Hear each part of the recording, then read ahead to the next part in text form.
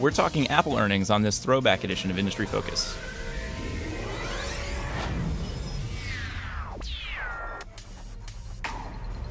Greetings, fools, and welcome to Industry Focus. It is Throwback Week, and so we are talking with some of our old hosts.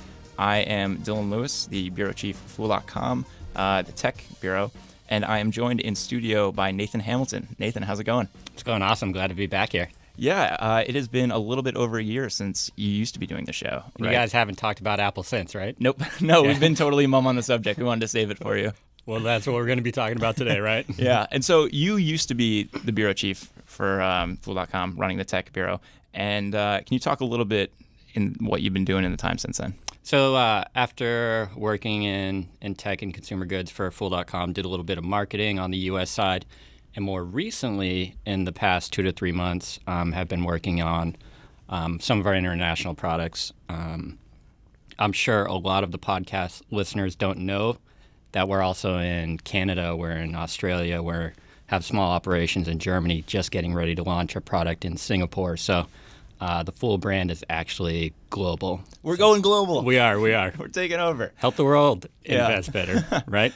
And listeners, if you hear me at any point during the show pining for validation, it is because Nathan used to be my boss. Yeah. And so look how far I've come. Hopefully he approves. Yes. So for the show, I mean, how can we not talk about Apple earnings, right? We can. It's every single headline out there, and I'm sure I know our readers want to hear other stuff, but they also want to hear about Apple as well. So happy to provide some insights. And we love doing the deep dives. So. Oh, yeah, absolutely. So for the most recent report, revenue for the quarter was $50.6 billion, which was down 13% year over year, and diluted EPS was $1.91, down from $2.34 a year ago. And so one of the reasons, in addition to the fact that I couldn't resist talking about Apple, that I wanted to talk about Apple's earnings was one of your last shows, you did a breakdown, or a preview actually, of Apple's earnings.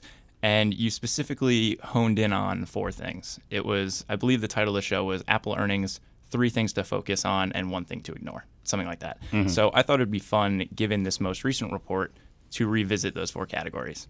Did I predict Apple at like 150 or anything like that? I don't think so. There's really crazy. Good. No, there's not going to be like a gotcha moment where So the first of those things that you wanted to focus on was iPhone sales. And so why don't we start there? So for the most recent quarter, 51.2 million units sold. They still clock in at roughly 2/3 of their revenue. Mm-hmm. So that is the big driver for them. And obviously, probably the culprit when you look at this down year-over-year revenue growth. So what did we see with that? What can investors make of it? So I think, we were talking about it a little bit before, but you almost have to look at where Apple is in the upgrade cycle and put that into context and look at it.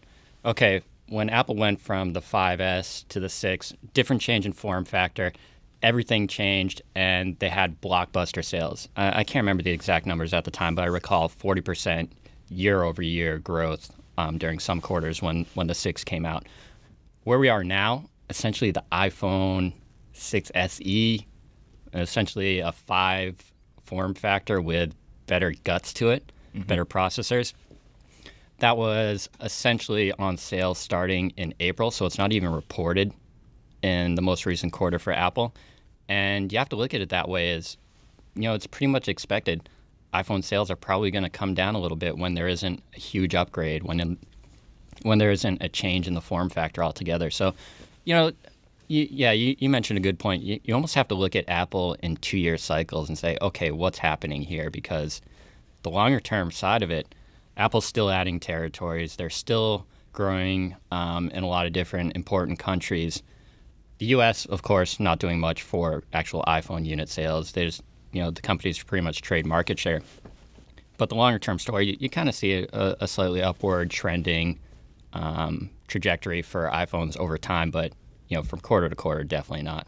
Yeah, I totally agree. I mean, it's tempting to look at companies' comps year over year. Sure. But when you have this very clear product cadence of the new numerical issue and then the new numerical issue S, and that's the year-to-year march, it's in some ways not really fair to compare numbers year to year. It's almost more of a 2-year comp cycle. But also, I mean, to to put that in context as well, it's not just a matter of, okay, things are still going to go great for Apple, because if you look at previous iPhone releases, they did have the quarter-over-quarter growth, even in down times where there wasn't a really fresh model coming out. So, it's not the most favorable, but I don't think it's anything if you're looking for Apple as, a somewhat safer stock to say, okay, I'm out of it, hit the sell button, we're done, Apple. Yeah, and one other note with how particularly rough the comps that they were going up against were.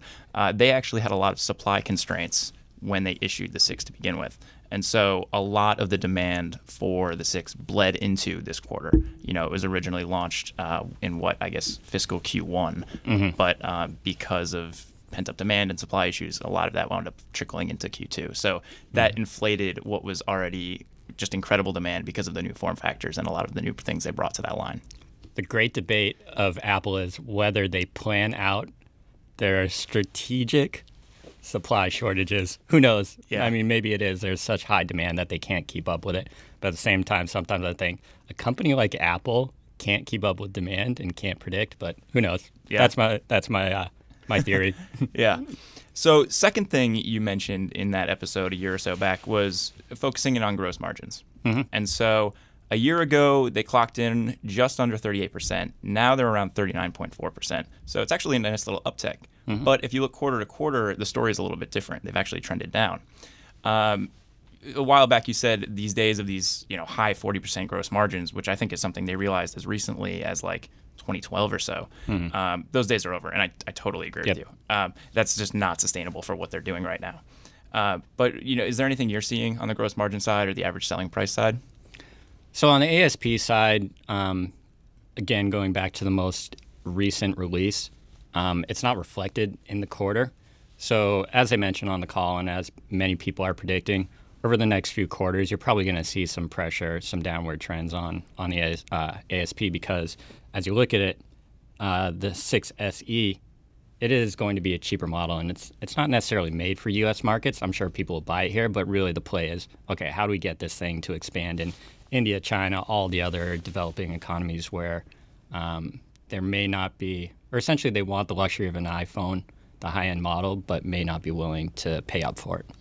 And something we saw with this most recent report was ASPs were down year over year and sequentially. And in the guidance... Tough comps again? Yeah, tough comps again. And that's probably going to continue to trend down. Like, as you mentioned, the product mix profiles changed dramatically with the SE, and the currency headwinds in the foreign markets are going to persist. I mean, that's not going anywhere either. Yeah, but you also, currency headwinds, just look at the constant currency revenue basis. That's a true guide of what a business is doing. If you're a short-term trader, okay, sure, you can look at that and maybe put it into your model and see what it spits out and make your decision. But if you're longer term, you just have to look at what the actual business is doing, not what currencies are doing, which is out of their control.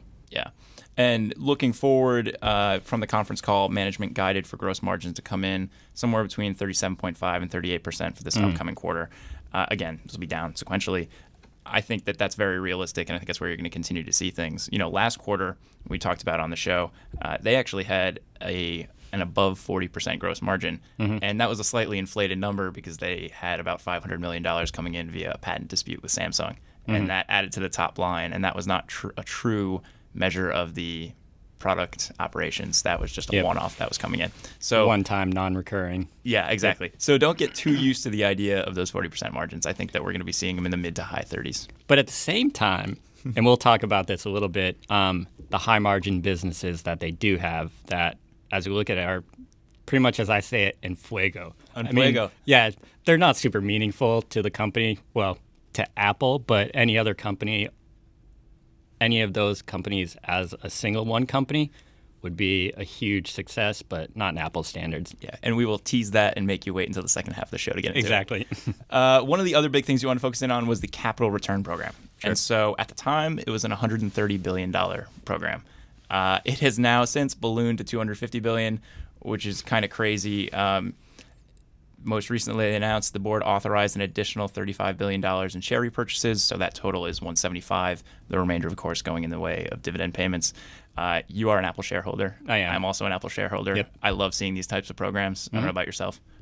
I I do. It's pretty much expected at this point because when you're generating as much cash as Apple is, even with gross margin pressures, even with the ASPs coming down, it's still a very good business to own for and also we'll address this as well, what the perceptions or what the thinking should be for Apple in the future as an investor. But, it's definitely a positive.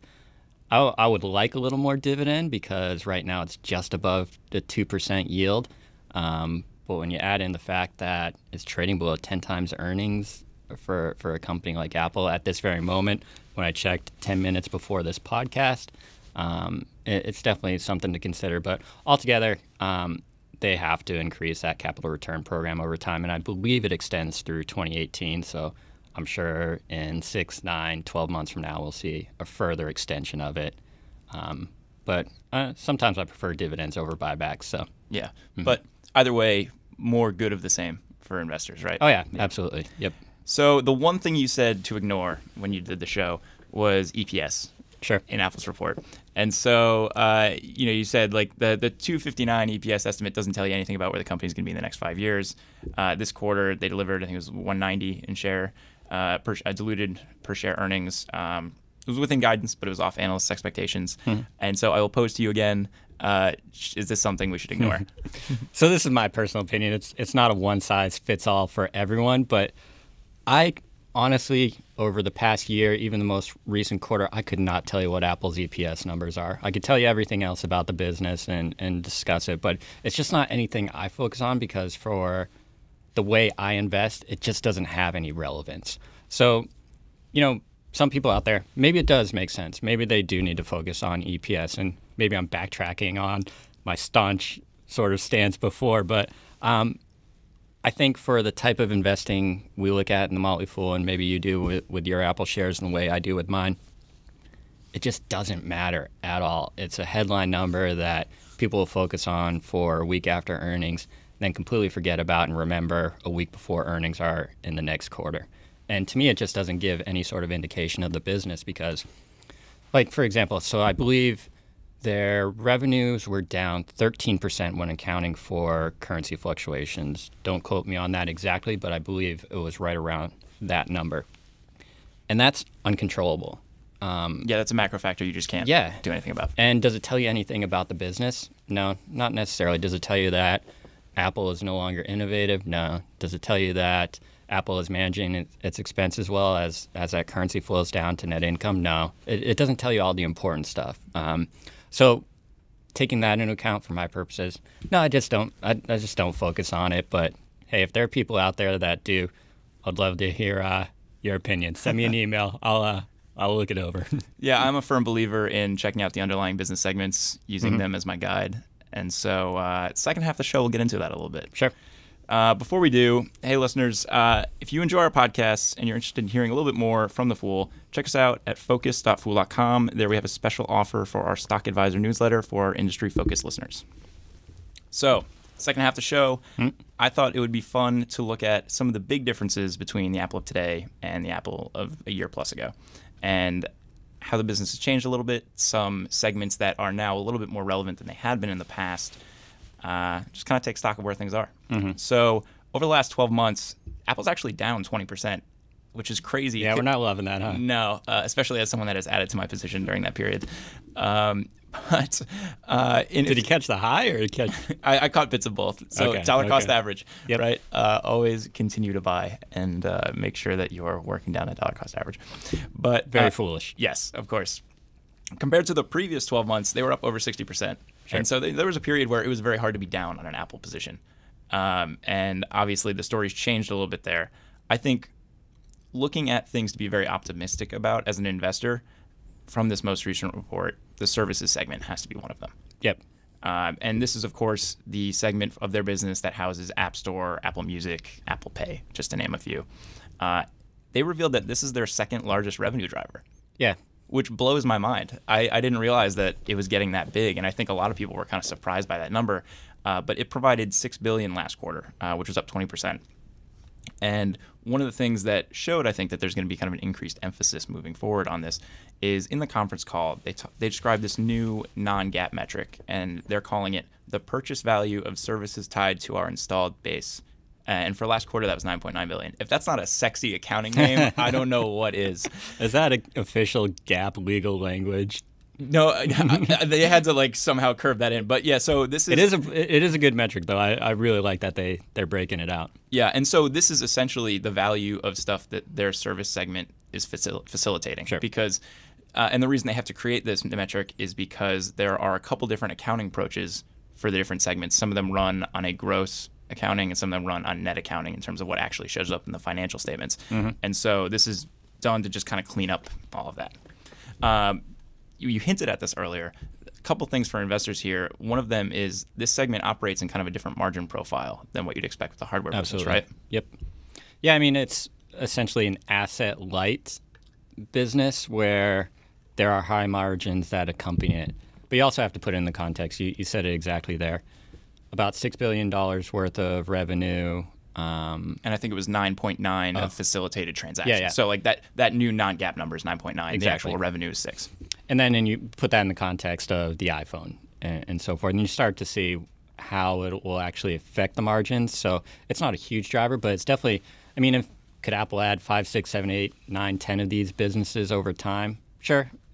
Add some margins, get a couple billion out of them. That sounds hilarious when you think about it. But yeah.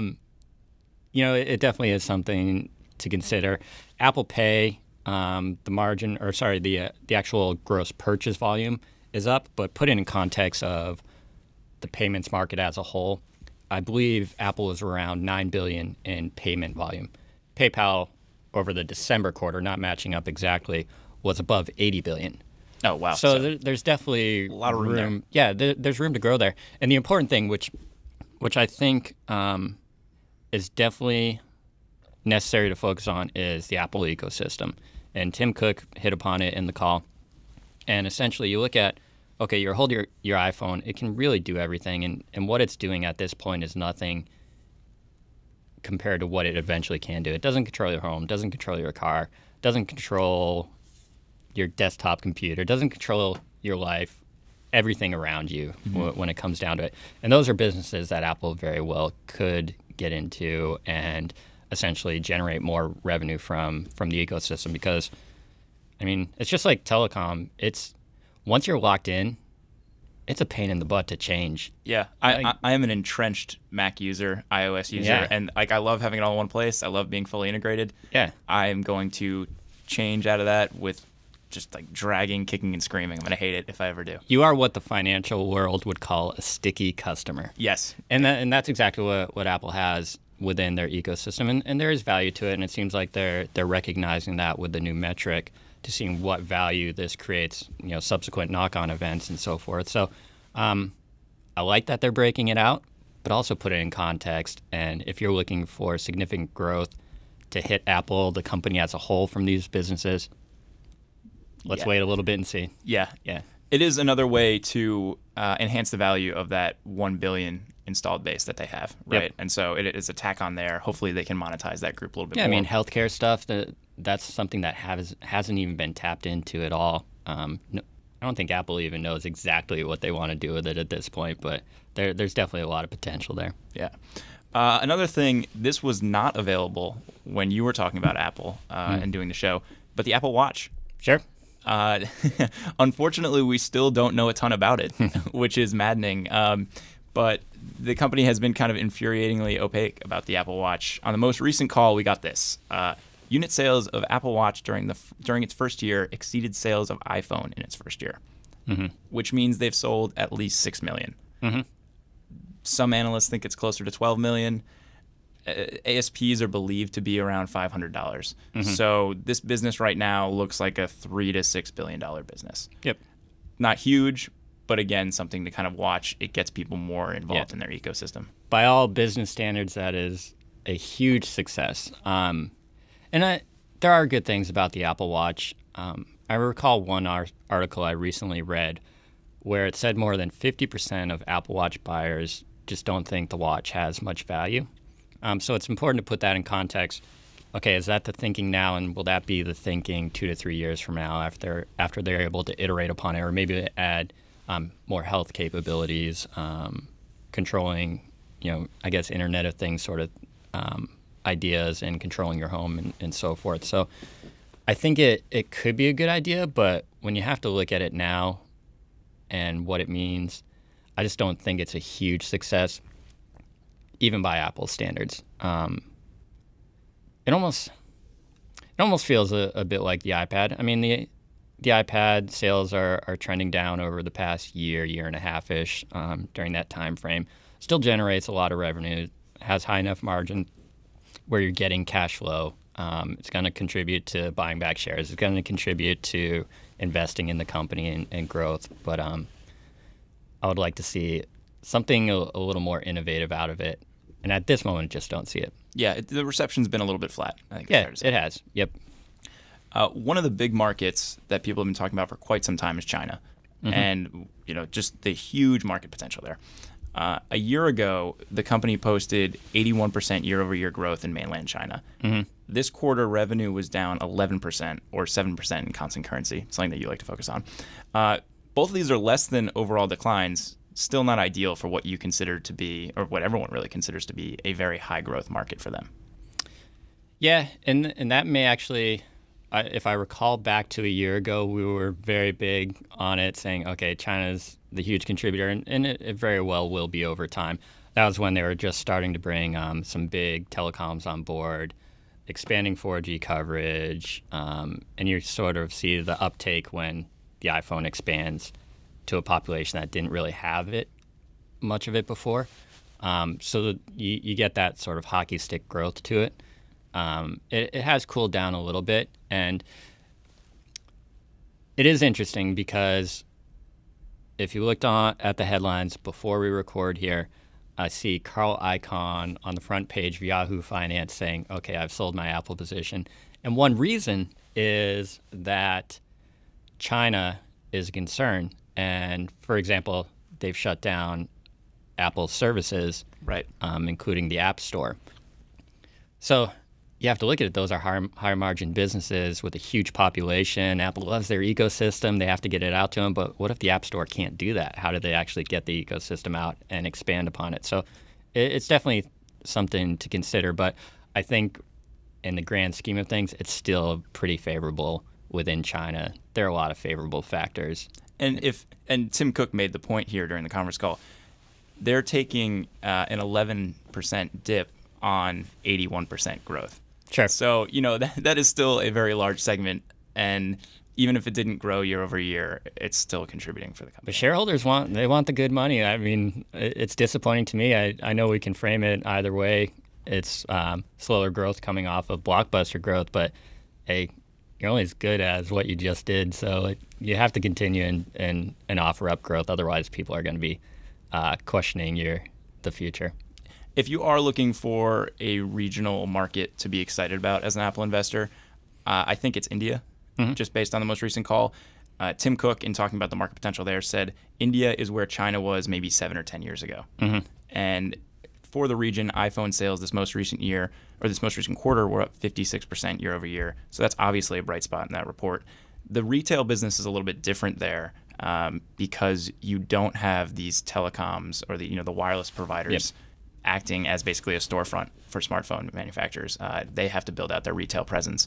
And so the challenges there are quite different. But if you're an Apple investor and you want something to put in your bull cap, that's one of the things. Yeah, and I mean, one thing to look for if you pay close attention to Apple and what happens, I guess, with the government in India is a lot of American companies have had difficulties opening up brick and mortar establishments within India. So you kind of have to look for that to change. Over time, Walmart's been able to. Some other major other retailers have been able to.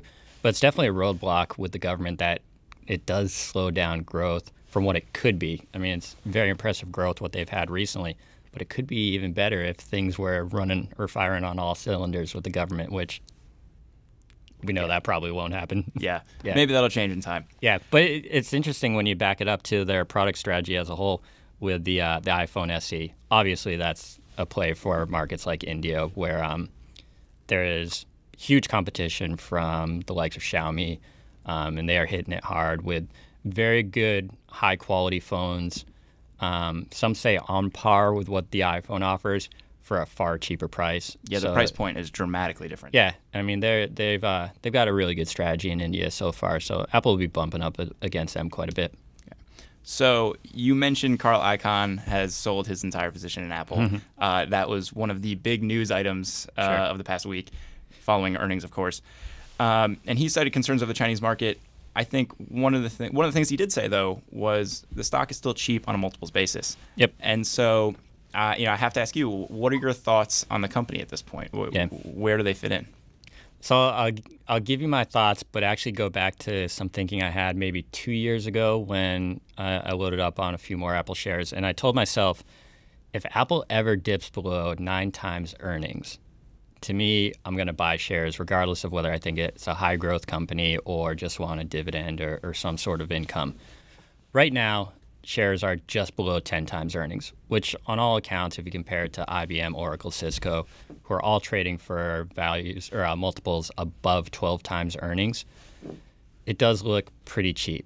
But you have to put it in context because I still think, and maybe I'll go on a little bit of a rant here, but a lot of people still think of Apple as a growth company. And I don't know if it's just looking in from the outside and not recognizing exactly what Apple is and what's happening with the business, but it's really not when it comes down to it. So you almost have to focus on it and say, okay, what do I want to invest in Apple for? Me, how I'm looking at it at this point is I like the dividend, I like the capital return program.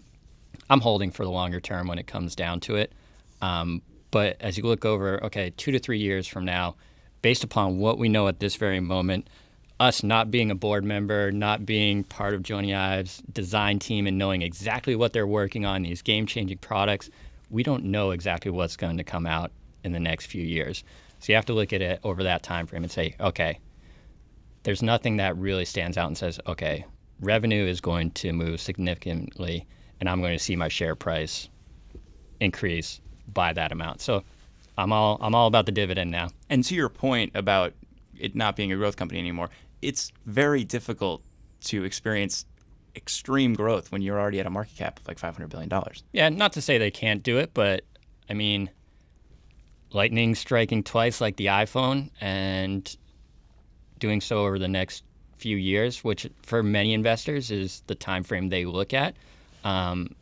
I don't necessarily believe that'll be the case, but hey, maybe we'll do a throwback show 2 years from now, and I'm completely eating my words, but it's not a hard prediction, but yeah, all the signs sort of point in that direction. And a lot of investors have done very well by buying and holding, dividend-paying tech companies, dripping the dividends, and letting that compound over time. Nothing's wrong with that, yeah. I mean, if you're into options, selling puts, selling calls, those are all strategies to grab even more income if you want to juice up that 2% yield, if it's not, I guess, sexy enough for you. Yeah. On my end, personally, what are you doing? Yeah, so I am still an Apple bull. Perhaps after the necessary period passes, we're not allowed to buy within talking about a company for a certain amount of time, I might consider adding to my position. But I'm really not going to be. Sorry, let's flip the interview here. Why are you thinking to add to the position? So I'm not freaked out about iPhone sales, and I won't be until I see what happens with the iPhone 7. Okay. I think like we were talking about before, the 2-year comp cycle is much more relevant. People know that the big changes are going to come when the number changes on the phone. Sure. And so I'm not too worried about it. If they come out with a dud with the iPhone 7, then you start to think, okay, this is real stability. I'm still in the same camp as you with it being more of a moderate to low growth company that pays a nice dividend and they're going to be around forever kind of thing. Mm-hmm. But I think a lot of the iPhone issues and the concerns there are a little overblown. I'm also excited just to see what happens with the emerging markets. I think India is a huge opportunity. I think once they refresh the iPhone 7, there should be some nice response in China as well. Wouldn't it be amazing if Apple surprises us and says, okay, we're not doing an iPhone 7, we're going back? Well, they almost did with the SE somewhat, but yeah, and that's a great way to meet that market. So we'll see what happens there. Yeah, absolutely. Oh, thank you for your time, Nathan. It's been great to have you back on the show. Love doing this stuff. Yeah, listeners, how are you guys feeling about Apple? Send in your opinions. We always love to hear from you. You can write in at industryfocus@fool.com, or you can tweet us at MFIndustryFocus. Again, we love hearing from you guys. It's always great to know the stuff you like about the show, some stuff you want to hear. And as always, people on the program may have interests in the stocks they talk about. Nathan and I both do. And the Motley Fool may have formal recommendations for or against, so don't buy or sell anything based solely on what you hear here on the show. For Nathan Hamilton, I am Dylan Lewis. Thanks for listening, and Fool on.